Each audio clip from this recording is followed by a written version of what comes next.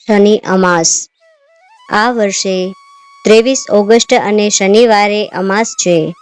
આ દિવસે શનિ દોષ, સાડાસાતી અને ઠૈયાના અશુભ પ્રભાવ દૂર કરવા માટે વર્ષનો સૌથી શ્રેષ્ઠ દિવસ છે. આ દિવસે કેટલાક મહા ઉપાય કરી શનિના અશુભ પ્રભાવને ઘટાડી શકાય છે. તો ચાલો તમને પણ જણાવીએ અમાસ હોય ત્યારે શું કરવું જોઈએ.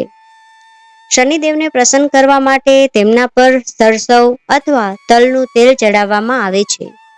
શનિ અમાસના દિવસે શનિદેવને કાળા તલ અને સરસવના તેલનો દીવો પ્રગટાવો. આ સાથે 108 વખત ઓમ સમ શનેશ્વરાય નમઃ મંત્રનો જાપ કરવો. આમ કરવાથી તમને શનિ ગ્રહની કૃપા મળશે અને તમારી સંપત્તિમાં વધારો થશે. શનિ અમાવસ્યાના દિવસે સવારે વહેલા ઉઠીને પીપળાના ઝાડને જળ અર્પિત કરો અને સરસવના તેલનો દીવો કરો. તેમજ પીપળાના ઝાડ નીચે બેસીને ઓમ સમ શનેશ્વરાય નમઃ મંત્રનો જાપ કરો અને હનુમાન ચાલીસાનો પાઠ કરવો. આમ કરવાથી આર્થિક સંકટ દૂર થશે.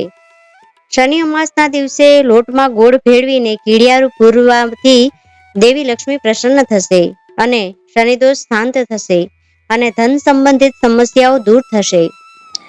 જો કોઈ વ્યક્તિ પર દેવાનો બોજો હોય અને તેમાંથી તેને રાહત મેળવવી હોય તો શનિ અમાસના દિવસે એક નારિયેળ લઈને તેમાં કાળા તલ, અડદની દાળ અને એક સિક્કો નાખીને તેને કાળા કપડામાં બાંધી દો.